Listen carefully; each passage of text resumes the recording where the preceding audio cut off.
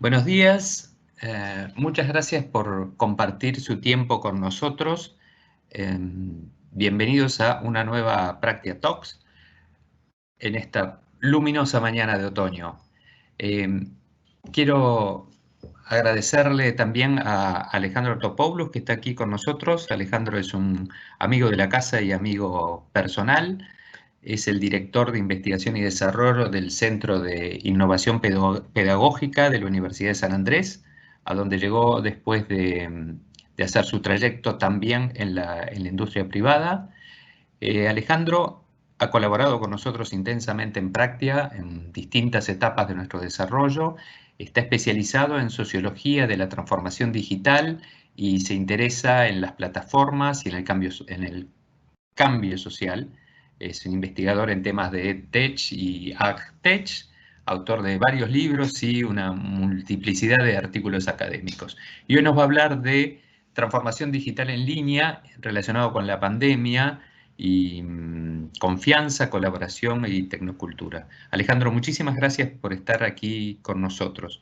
El armado de esto en general es vas a tener 40 minutos a partir de ahora y vamos a dedicar los últimos 10 minutos a preguntas. Hay un canal de preguntas que todos pueden encontrar a la derecha de su pantalla y cuando llegue ese momento yo las voy a ir leyendo y te las voy pasando. ¿Sí? Ahora queda en tus manos.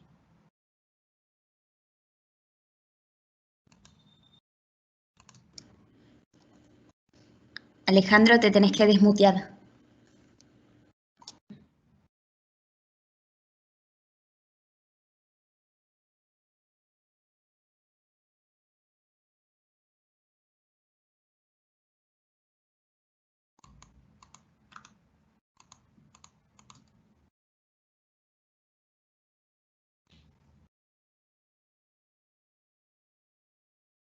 Perdón, estaba ocupado buscando cómo compartir mi pantalla y no me desmuteé a tiempo. Bueno, de vuelta, vuelvo a decir, ahora para todos, es un placer participar de las actividades de Practia, en este caso, en esta circunstancia tan particular.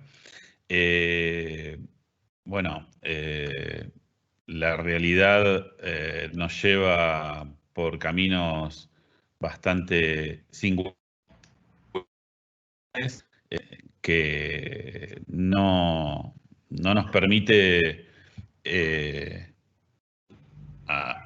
Voy a terminar de compartir, ya voy.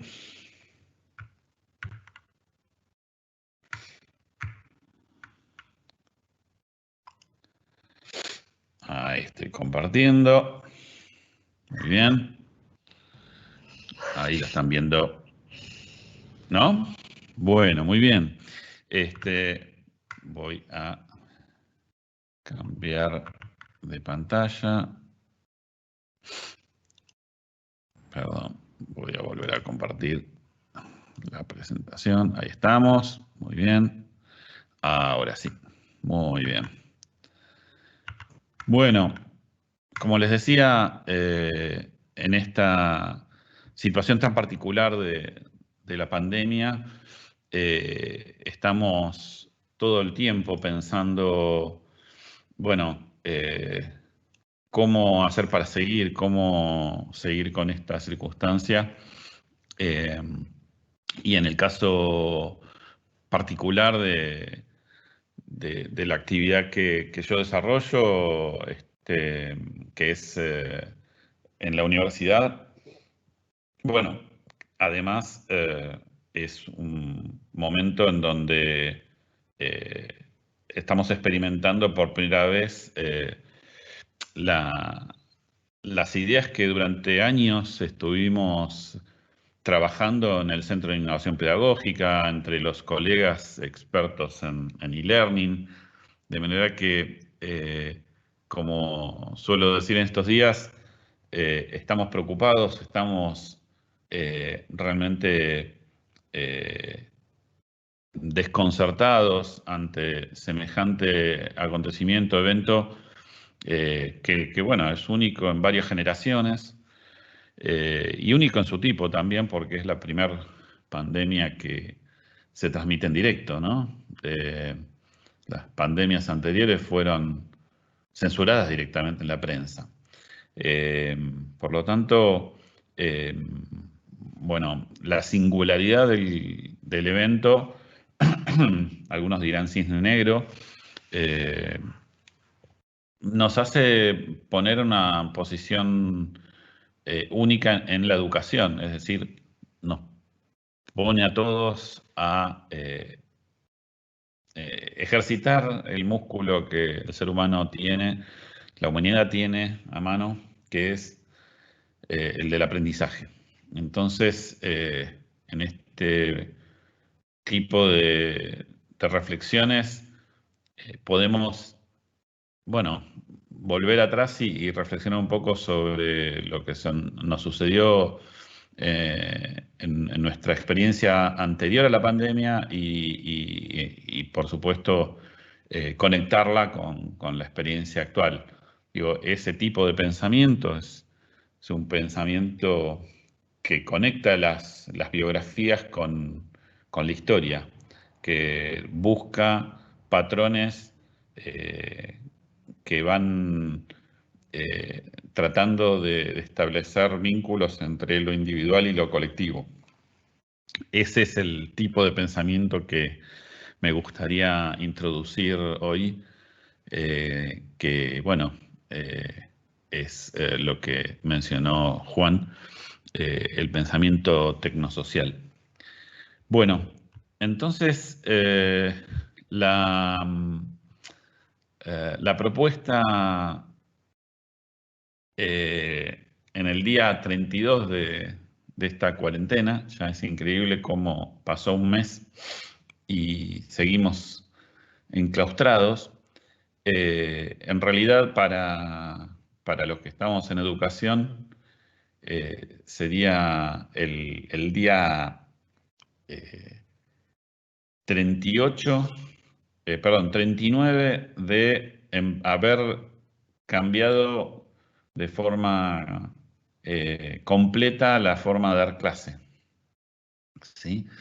Desde hace mes y una semana empezamos a dar todas las clases en la universidad en línea. Y cuando digo todas, son todas. Y lo hicimos casi de un día para el otro. En realidad fue en una semana. Y voy a comenzar mi charla reflexionando sobre esta experiencia. Esta imagen que ven es una imagen de una estudiante oriental que tiene su ábaco, y lo que nos pasó al principio fue que gran parte de las experiencias de enseñanza en línea en pandemia o en cuarentena, las primeras experiencias habían sido en China. Entonces nos volvimos a China para ver qué había pasado ahí. Y bueno, hubo varios descubrimientos interesantes. El primer descubrimiento es que todo lo que habíamos pensado hasta ese momento, de repente cambió 180 grados. Nosotros durante mucho tiempo estuvimos trabajando sobre tecnologías que nacieron con el e-learning, que son las tecnologías de los LMS, Learning Management Systems. Acá tienen una línea de tiempo con la evolución de los LMS desde sus inicios, a fines de los 90. Y ahí pueden ver cómo las tecnologías en este campo fueron cambiando completamente. Digo, empezaron con modelos televisivos, luego fueron impactados por Internet, y aparecieron las plataformas de enseñanza asincrónica. Y luego, después del año 2007, con la aparición de los celulares, de los móviles inteligentes, la nueva generación, digamos, cuyo producto más conocido es Canvas, es el rojo que está arriba, bueno, muestra un camino de tecnologías abiertas con servicios en la nube. Esto como una tecnología que se sobrepone o se superpone con las tecnologías anteriores que eran de software libre como Moodle o Sakai, y estas que se imprimían sobre Blackboard, que fueron las primeras plataformas propietarias. Pero bueno, lo que quiero decir es que todo esta forma de pensar, esta forma de pensar la tecnología educativa como plataformas de enseñanza, plataformas LMS que se transforman en plataformas de aprendizaje, fue completamente disrumpida por la aparición de Zoom. Una tecnología que estaba por ahí dando vueltas, que todo el mundo confundía en medio de la maleza como una plataforma de videoconferencia más, digamos, que competía con Skype, que competía con Meet, que competía con otras tecnologías de videoconferencia. Y la realidad es que hasta el día de hoy, y todavía siguen, bueno, esta es una lámina muy graciosa donde muestran el poder educativo de Zoom, ¿sí? Digo, pongo esto a propósito porque como en este plano del análisis de la tecnología, todos los gatos son pardos, es decir, todas las plataformas de videoconferencia son de videoconferencia. Bueno, Zoom no es de videoconferencia. Zoom es una plataforma que se distingue por tener capacidades pedagógicas especiales. Entonces, bueno, una de ellas es que nos permite vernos las caras a todos los alumnos, ¿no? Zoom permite 49 personas en pantalla. Por eso la mejor forma de usar Zoom es con doble pantalla HD, no con una sola pantallita de 11 pulgadas o 13 pulgadas. Pero eso es solo para empezar, digo. Una de las primeras cosas que tuve que hacer cuando empezó la cuarentena es hacer una guía pedagógica de Zoom, que es como un tesorito que los profesores que empiezan a dar clase en Zoom tienen que procesar para poder entender todas las capacidades. Y la realidad es que nosotros, los profesores, empezamos a dar clase hace 3 semanas y todavía no hicimos todas las cosas que Zoom permite. Sin embargo, las noticias de Zoom en los diarios están realmente afectadas por cuestiones secundarias, técnicas, de seguridad, cuando no estamos viendo el fenómeno. O sea, el fenómeno que está sucediendo es que Zoom es la líder de un pelotón de nuevas tecnologías que ayudan a que la gente esté conectada. Y que esas tecnologías, en definitiva, digo, por supuesto, primero están las que ayudan a conectar a la gente en sus casas con sus familiares y amigos, pero también están las que ayudan a conectar a la educación. Y en tercer lugar, están aquellas tecnologías que ayudan a conectar a los que están en el trabajo. Por eso, bueno, acá encontramos entre ellas a Microsoft Teams. Y la particularidad de que estas tecnologías se hayan difundido tan rápidamente, además tienen que ver con las las diferentes capacidades y los diferentes servicios o las diferentes necesidades que va cubriendo en la población, ¿no? No es lo mismo Teams que House Party, que TikTok, que Perfect Cream. Entonces, ahí me gustaría hacer un paréntesis para cerrar este capítulo educativo, diciendo que en realidad el gran descubrimiento fue Zoom, pero por otro lado, tenemos que tener cuidado, los que nos dedicamos a este métier, porque el exceso de Zoom puede confundirnos en los objetivos que queremos perseguir en este momento. O sea, en este momento no deberíamos pensar que las tecnologías de la enseñanza o el aprendizaje van a reemplazar a las instituciones educativas. Por el contrario, nuestro objetivo debería ser, porque justamente el encuentro presencial en un aula es único y es irreemplazable. Pero sí deberíamos tener claro que tenemos que mantener el fuego y la pasión por la enseñanza y el aprendizaje avivado hasta tanto podamos volver a esa normalidad que tanto ansiamos. Es decir, las tecnologías acá lo que hacen es sostener una de las funciones básicas de la sociedad en aquellos lugares donde se puede sostener. Se puede sostener en la universidad, se puede sostener en algunas secundarias o primarias, pero por ejemplo no se puede sostener en el nivel inicial, en los jardines infantes. Entonces, tener ese balance entre lo que la tecnología permite y, por otro lado, lo que la sociedad es y admite es fundamental.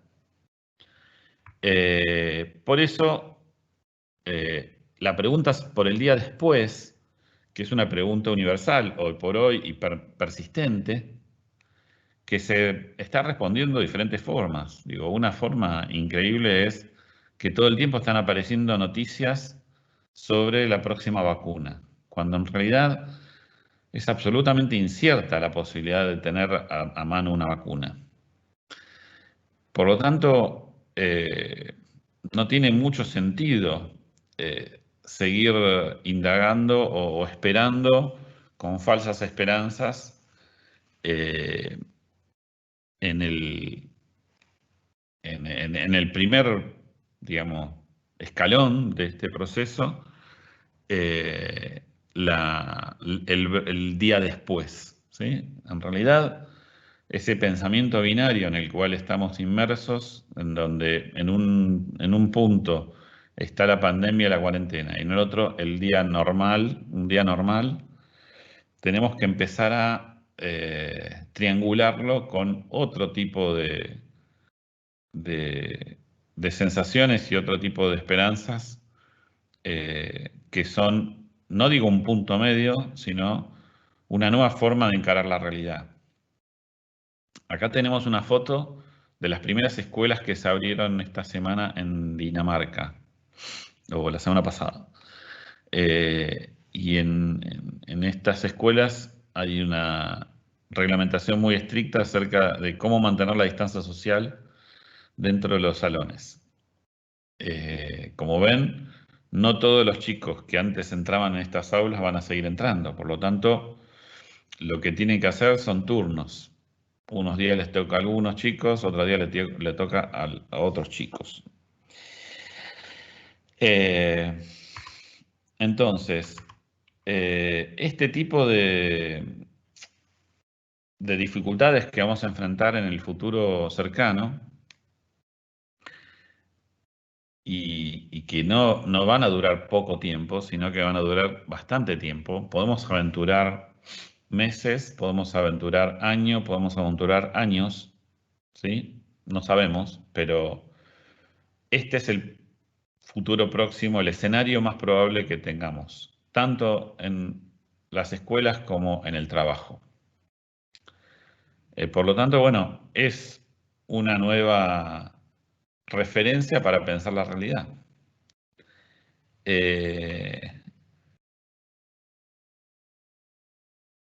Entonces, en el uso de estas tecnologías que nos ayudan a soportar este distanciamiento social, hay una teoría que venía, una teoría de entrecasa que venía difundiendo con muchos colegas acerca de que, bueno, gran parte de los problemas que tenemos para que estas tecnologías de la colaboración, del trabajo colaborativo o del e-learning se expandan era porque la mayoría de nosotros, por arriba de los 40 años, éramos PC nerds. ¿Qué quiero decir con esto? Es que accedimos a las tecnologías digitales en el mindset de las computadoras personales y nos cuesta entrar en el mundo del cloud computing, ¿no? De la computación en la nube. Entonces, o no usamos bien los celulares, o bien no usamos bien la nube, o una combinación de ambas cosas. Y siempre nos sentimos cómodos en la pantalla de 15 pulgadas de la computadora. Me tengo que confesar acá, esta teoría es mala. Entonces, ¿por qué es mala? Bueno, porque la pandemia nos demostró, y este es un meme que anda circulando ahí por WhatsApp y demás, entre muchos, digamos, ejecutivos de empresas de diferentes industrias. Entonces, la pregunta es, ¿quién aceleró la transformación digital en tu empresa?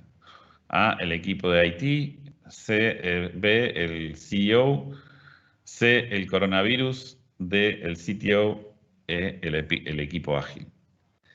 Entonces, lo que provocó la pandemia es que de repente el rey está desnudo. Se cayeron las caretas, se terminó la mentira y todo el mundo ahora, bueno, sabe que muchas de las excusas que teníamos para detener o resistirnos a la transformación digital ya no existen más. Bueno, una de esas excusas era este mindset de los nerds de la PC, ¿no? Pero no era el único. Digo, ahí es donde vuelvo sobre la autocrítica a esta teoría de entrecasa. El problema de la transformación digital en general es que es una narrativa que surge de los tecnólogos, de los evangelistas tecnológicos, surge de los departamentos de marketing de las empresas de tecnología y muchas veces también de las escuelas de negocios de las universidades. Y esa narrativa vende un futuro mejor sin considerar sin tener en cuenta en serio las resistencias que hay. Por eso, desde hace un tiempo, cambié esta teoría del PC nerd, o del nerd de la PC, por la cara B de la transformación digital. O sea, aquellas cosas que salen mal y siempre mal y que permiten entender por todas las sinsabores y fracasos que la transformación digital tuvo que pasar para finalmente, como decimos en el pensamiento tecnosocial, se estabilizó o se fue estabilizando. Y ahí es donde me gusta mostrar este ejemplo reciente, porque muestra gran parte de estas diferentes resistencias que hay en el ambiente. Hace poco, bueno, hace relativamente poco ya, un mes de cuarentena es poco, pero parece, digamos, pero se vive como mucho. Una de las primeras cosas que hicimos en nuestro equipo en la universidad fue decir, bueno, salgamos del email y el WhatsApp y tengamos otra plataforma. Y por supuesto estuve al frente de esa campaña. Y muchos de mis colegas, de mi equipo, se resistían, pero claro, se resistían al WhatsApp. Entonces el argumento rápidamente fue, pero si el WhatsApp es el WhatsApp es algo que no es flexible, que no permite trabajar cómodos. ¿Por qué no vamos a una herramienta de colaboración en línea para equipos más razonable? Entonces ahí me puse a investigar, fue la oportunidad. Yo ya venía desde hacía mucho tiempo investigando Yammer, Slack, Teams. ¿De qué forma puedo convencer a esta gente para que adopte una herramienta aceptable? Y finalmente lo que pasó fue que al investigar a fondo, primero lo que pasó fue que la adopción fue rapidísima. No, en ese sentido, vuelvo para atrás, no hay como una pandemia como para vencer esas resistencias que existían en relación a ciertas formas de trabajo y ciertas resistencias a la comunicación que no fuera presencial. Una vez que desapareció la comunicación presencial, se necesitó reemplazar con otra cosa. Entonces, esa es una gran enseñanza de esta singular experiencia que estamos viviendo. La presencialidad no es siempre necesaria, porque puede ser reemplazada con entornos virtuales, y en situaciones en las cuales esa presencialidad es imposible, bueno, las personas están dispuestas a dar el salto, pero solo tiene que existir el momento en que la presencialidad desaparece. Entonces, muchas de las resistencias no tenían que ver solamente con la herramienta, tenían que ver con la presencialidad. Y ahí lo que vemos es que falta liderazgo, es decir, hay líderes que creen mucho en la presencialidad. Y al no darse cuenta de lo evanescente y efímera que es esa presencialidad, porque está atada al carisma, está atada a muchas cosas que el ser humano domina muy bien en esa presencialidad,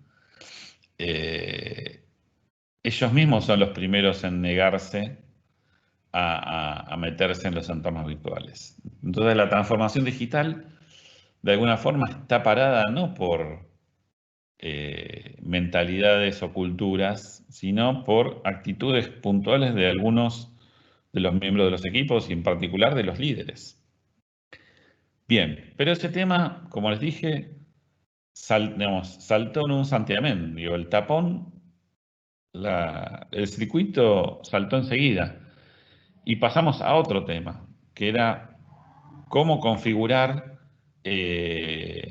los canales, cómo configurar el espacio colaborativo. Entonces ahí, vuelvo para atrás, me puse a investigar, a estudiar las mejores prácticas de uso de estas plataformas colaborativas.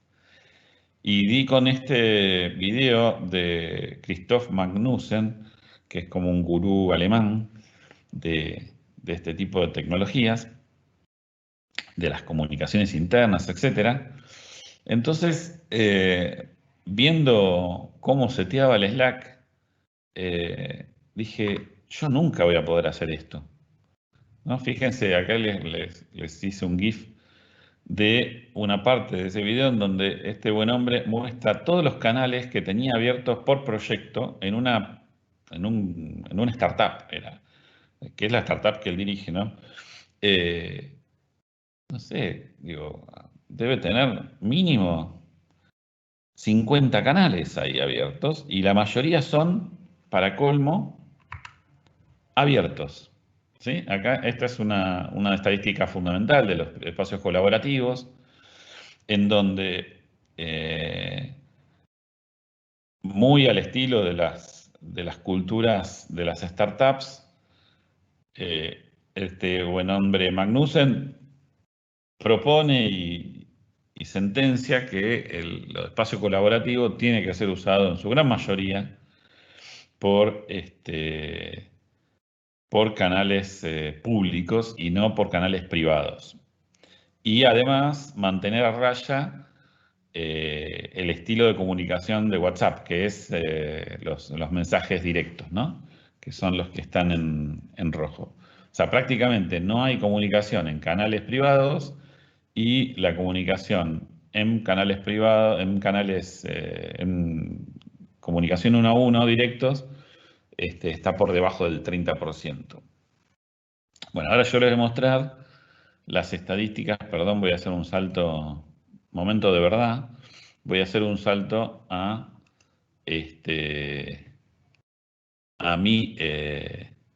mis estadísticas. ¿Ok?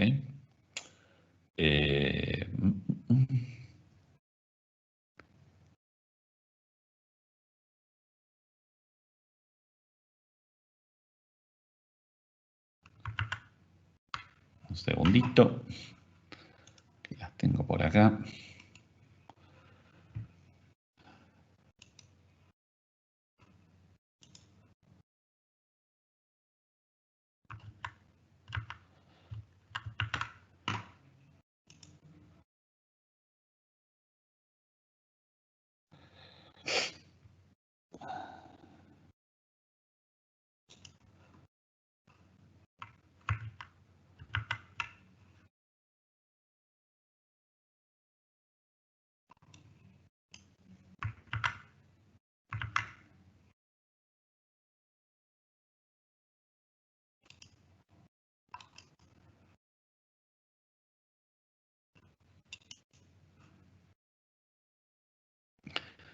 Bien, entonces acá están viendo las estadísticas del espacio colaborativo que tenemos abierto hace ya un mes, o menos de un mes.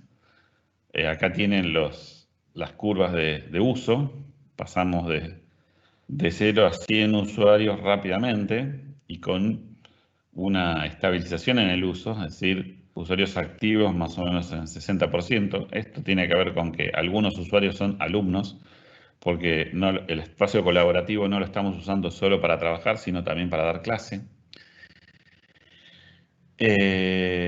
Bueno, otros usos, pero fíjense lo que pasa en un espacio colaborativo al estilo argentino.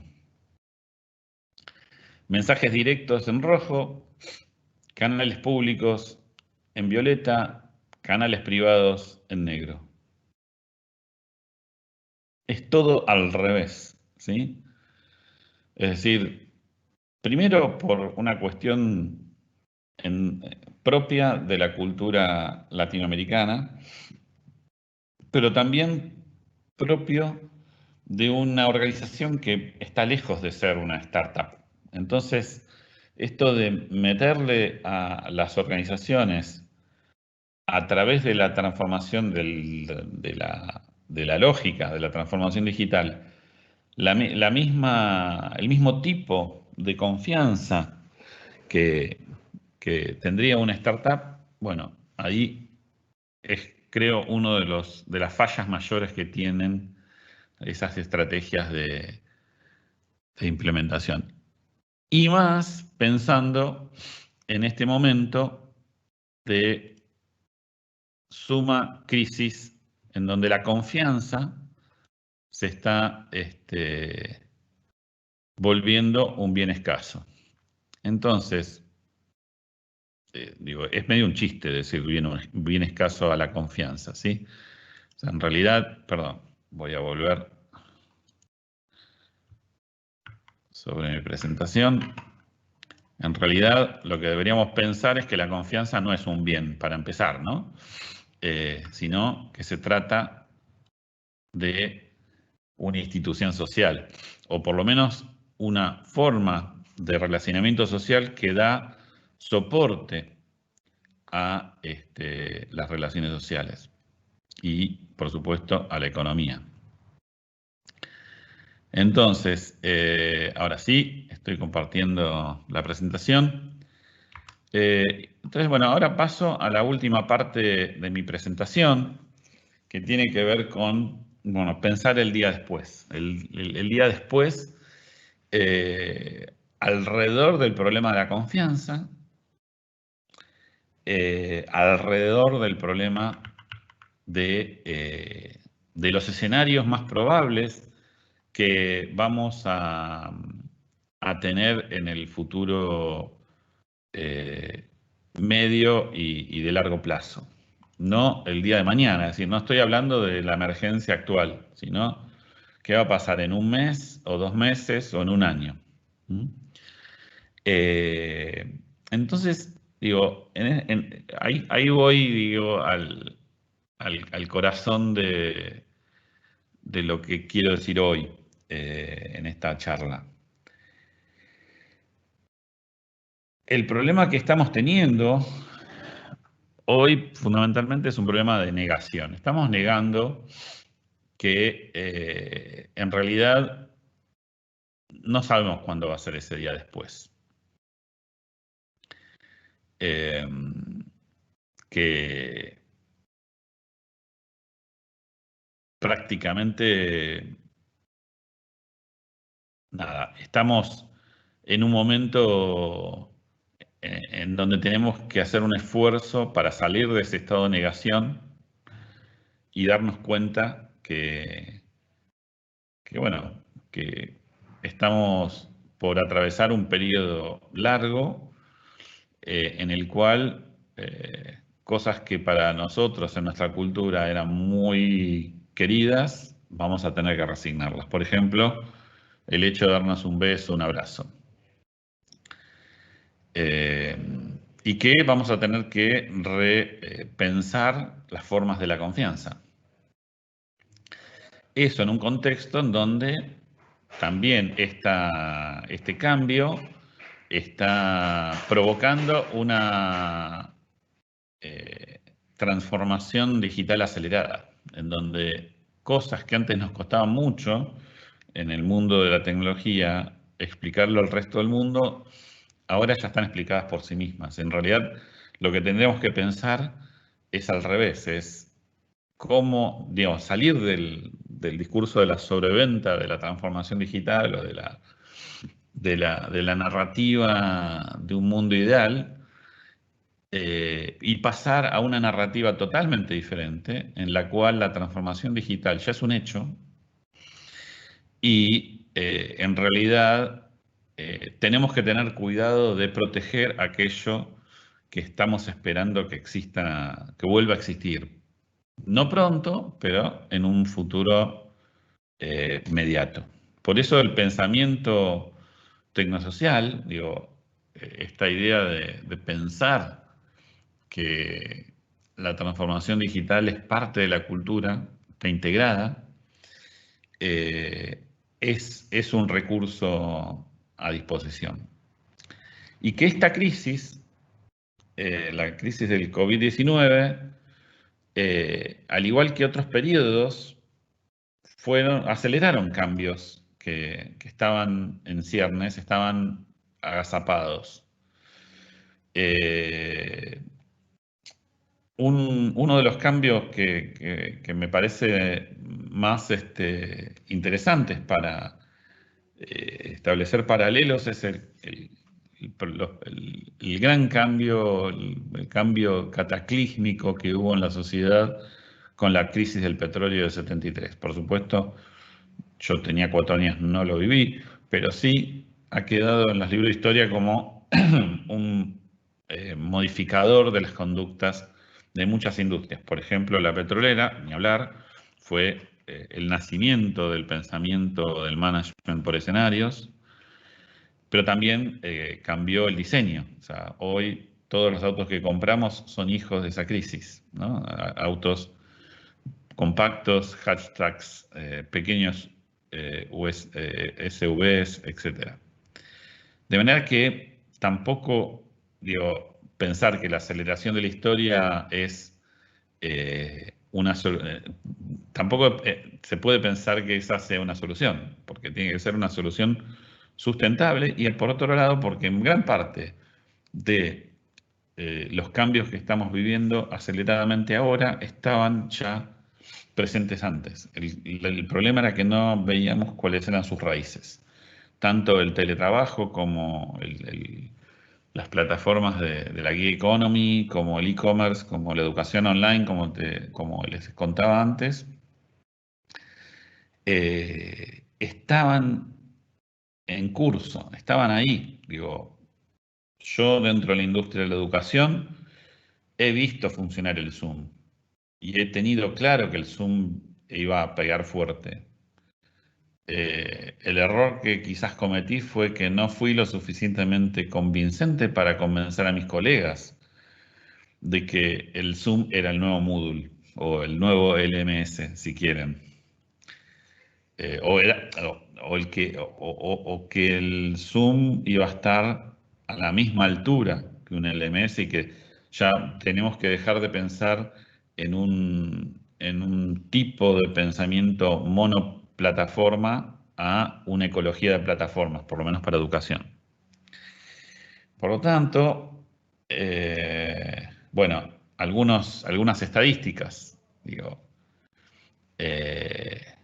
gran parte de la industria de la publicidad se maneja por Internet ahora. Estas tendencias estaban, lo que pasa es que venimos de un mundo en donde el fuerte era la televisión, el fuerte era la prensa escrita. O bien, otra estadística, estamos en un mundo de streaming, ¿no? Acá está Spotify, por ejemplo, o Netflix. Sin embargo, bueno, estamos seteados en un mundo de CDs o de iPods, ¿no? Pero no veíamos esos jugadores como Zoom, como Spotify, que están fuera del mundo GAFA, o que han logrado tener cierta independencia, ¿no? Digo, estamos muy enamorados de esa idea del cloud computing como un mundo monolítico, ¿no? Lo mismo pasa con el e-commerce. Digo, las tendencias de e-commerce siguen avanzando, sin embargo, no pasan del 5% del comercio mundial, pero las tiendas venían ya cerrando. Ahora van a cerrar muchas más. De manera que ahí donde podemos ver crisis económica, también podemos ver muchas oportunidades si podemos entender estas nuevas lógicas. Y para cerrar, una recomendación de lectura, el Manifiesto Cyborg. Gran parte de lo que le estuve diciendo hasta ahora tiene que ver con salir del pensamiento binario, de la normalidad, el día después, y la pandemia, la cuarentena. Es decir, para poder pensar nuestro futuro inmediato, tenemos que salir de esa trampa. Tenemos que pensar una realidad diferente, híbrida, en donde los humanos vamos a tener que confiar más en la tecnología para poder recuperar la confianza. Y no es solamente la confianza entre nosotros, que reemplace nuestra forma de vincularnos, sino también la confianza en la economía. ¿Sí? La confianza en la economía no va a venir por los métodos tradicionales de mercados abiertos, de comercio internacional, de viajes. Va a tener que venir de la mano del e-commerce, por ejemplo. Entonces, bueno, esta idea de cyborg como una realidad, como una verdadera condición del ser humano, o sea, el ser humano en realidad es un cyborg de hace tiempo y no nos damos cuenta, en donde se mezclan naturaleza y cultura, en donde las ideas que teníamos del cyborg eran ideas así tipo Terminator, que lo representa en este caso la imagen de la derecha, y en realidad está mucho más cerca. Esta cruza entre humanos y tecnologías es algo mucho más sencillo, es depender de Zoom, es depender de las plataformas colaborativas, es estar conectados y saber balancear estos dos lugares que tenemos tanto dentro de nosotros como afuera, ¿no? La relación entre ser organismos y máquinas. Y para mantenernos vivos, depender de las máquinas. Por supuesto que este pensamiento de Donna Haraway estaba presente en algunas tendencias muy arraigadas en la lucha feminista de los últimos años, pero ahora este pensamiento nos va a ayudar mucho más a pensar el presente de pandemia. No va a ser un pensamiento de minorías, al contrario, se va a volver mainstream porque este tipo de pensamiento es el que nos va a permitir sobrevivir la próxima etapa. De vuelta, recomendación de lectura, Manifiesto Cyborg, se lo pueden bajar, está por ahí. A mí me gusta esta etapa porque está bonita, pero hay millones de versiones en diferentes idiomas. Para cerrar, bueno, y para los entendidos, Donna Haraway es como Bruno Latour feminista, ¿sí? Y muy biologicista. Y bueno, y nada, con esto termino la parte de la presentación. Muchas gracias y pasamos a las preguntas en todo caso.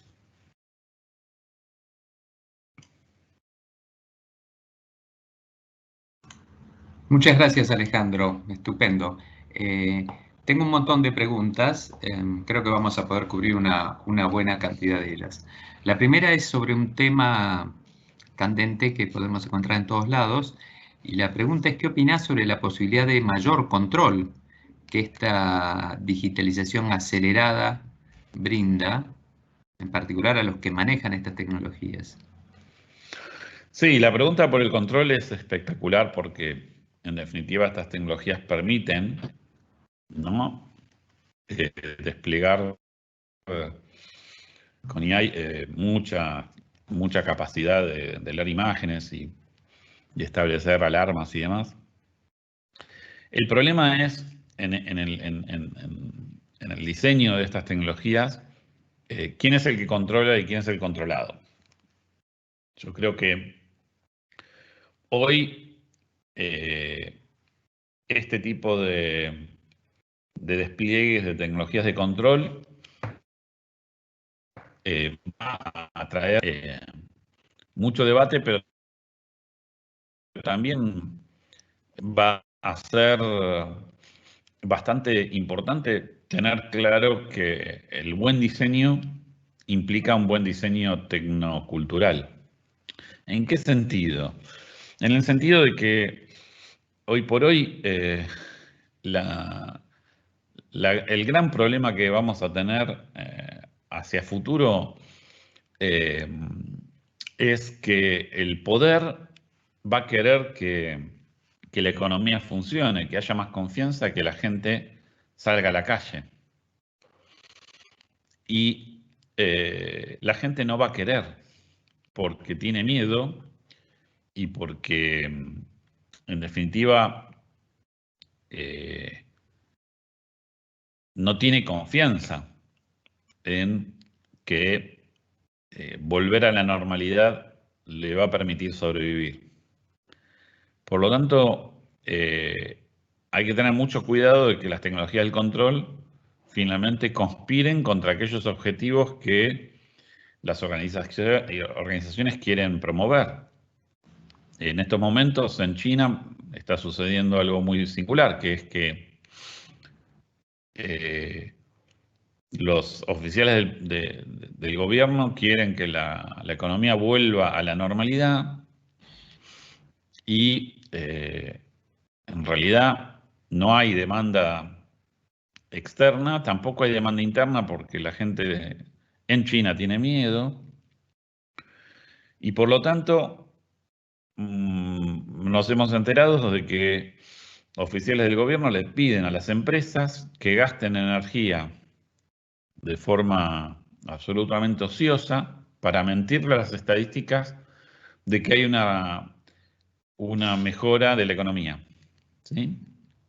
Mientras tanto, paralelamente a eso, nos enteramos que en realidad la cantidad de muertos en Wuhan, que es el foco principal del inicio de la pandemia,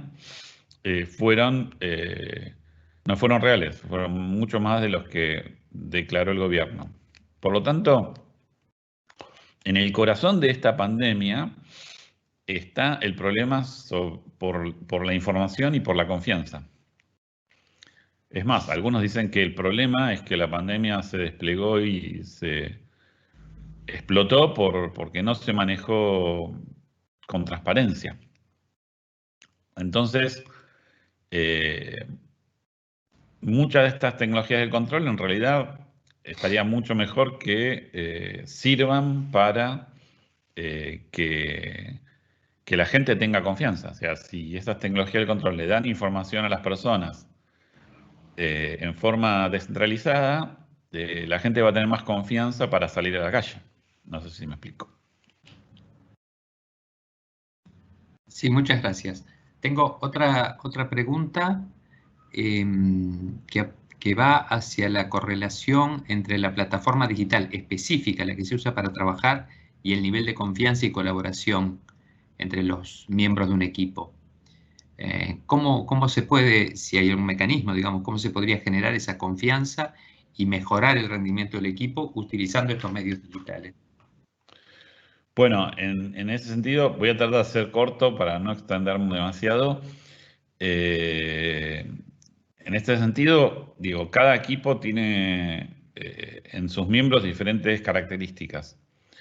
Hay algunos miembros que se resisten a usar esas tecnologías porque las encuentran invasivas y quieren estar fuera de la Matrix y con razón se resisten. Y entonces cuando ya no queda otra que usarlo, tienen una participación bastante acotada, es decir, hay una resistencia pasiva. Entonces ahí hay una herramienta que tiene que utilizar el liderazgo, que es que hay que vender estas herramientas como el mal menor para garantizar la transparencia también del espacio privado, es decir, que cada uno de los trabajadores pueda, digamos, de los miembros del equipo pueda explicitar cuando no está disponible y que eso se respete, ¿no? Eso es un ejemplo, pero hay miles. Por ejemplo, dentro de los equipos más millennials. Entonces ahí vemos que el índice, y ahí meto un poco de la teoría Fato en Casa del PC Nerd, los millennials en general son nativos de la nube y ellos son impulsores de un lenguaje más cercano a Instagram o a Twitter o a las redes sociales que están usando. Entonces, en definitiva, hay que saber curar la participación en esos espacios de trabajo y para eso los líderes, los que se ocupan de la comunicación interna tienen que aprender cuáles son esas características.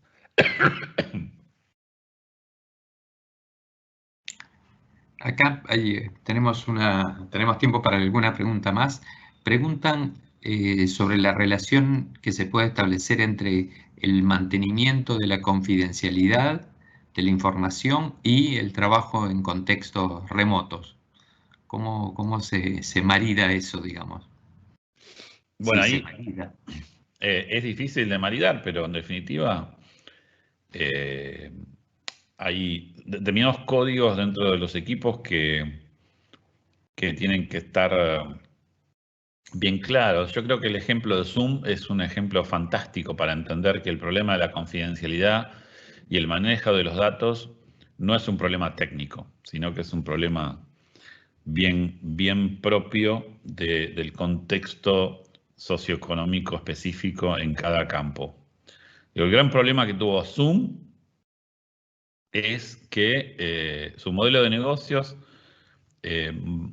tiende a expandir la base de usuarios y por eso resignó mucho de las medidas de seguridad para proteger los contenidos.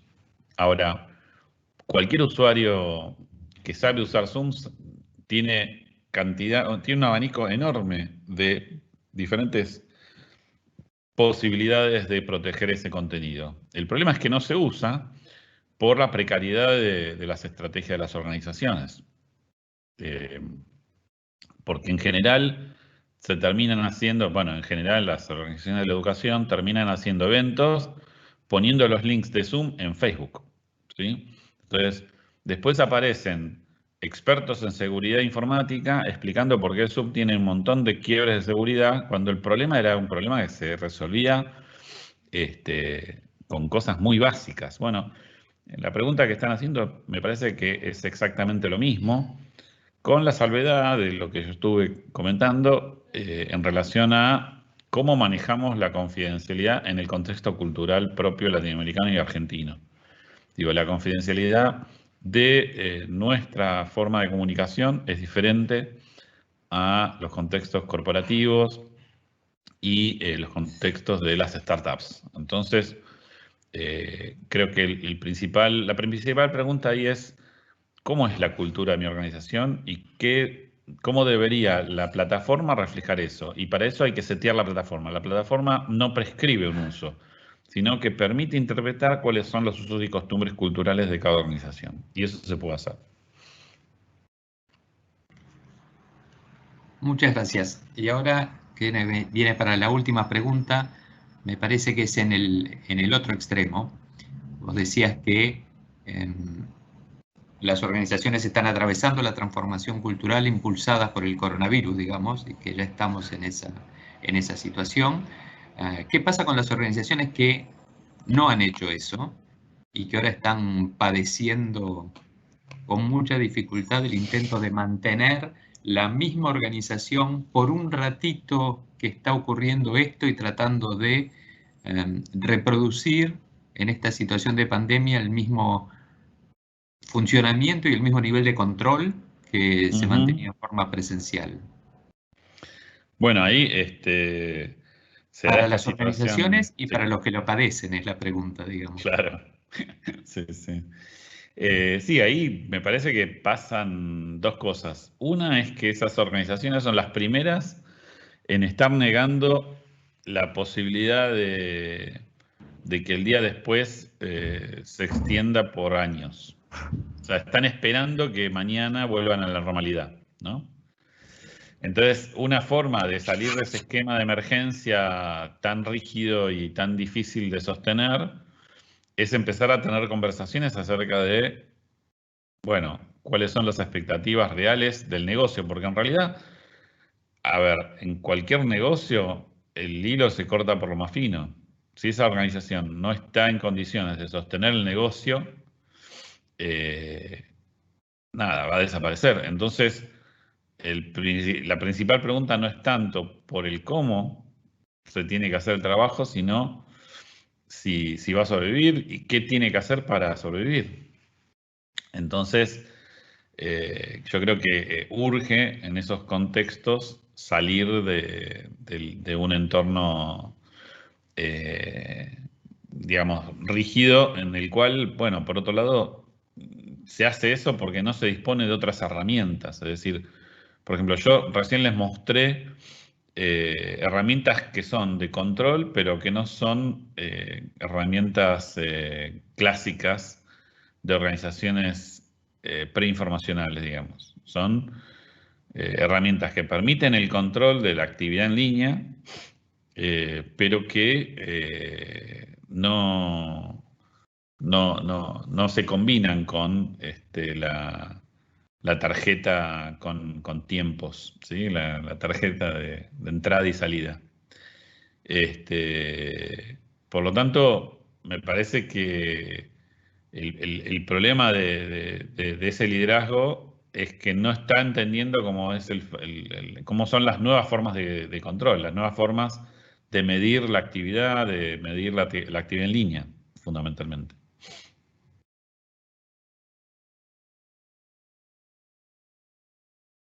Bueno, quedan más preguntas, pero es de las cosas que nos pasan siempre. Alejandro, quiero agradecerte mucho tu participación aquí. Siempre es un gusto compartir el tiempo contigo. A todos los que están participando y atendiendo también, los contenidos van a ser publicados no sé, creo, en nuestro canal de YouTube. Van a aparecer los contenidos que presentó Alejandro hoy. Y me queda por mi parte invitarlos a las próximas talks. Si buscan Practia Global Talks, van a aparecer el programa de las próximas charlas. Y agradecerle muchísimo a Alejandro de habernos dedicado este tiempo y estas reflexiones para transitar estos días. Alejandro, te dejo si querés hacer un cierre. No, nada, simplemente agradecerles. Fue muy estimulante, digamos, preparar la charla y intercambiar en el segmento de preguntas. Realmente creo que estamos viviendo un momento crucial en nuestras vidas que necesita de parar la pelota y pensar cómo pensamos vivir nuestros próximos años. Más que cómo vamos a vivir nuestras próximas semanas. Entonces, en ese sentido, los invito a que paren esa pelota y bueno, piensen que este es un campeonato, no es un partido. Muchísimas gracias. Por Estimados, favor, vamos apagando. ustedes, nos vemos. Chao. Chao.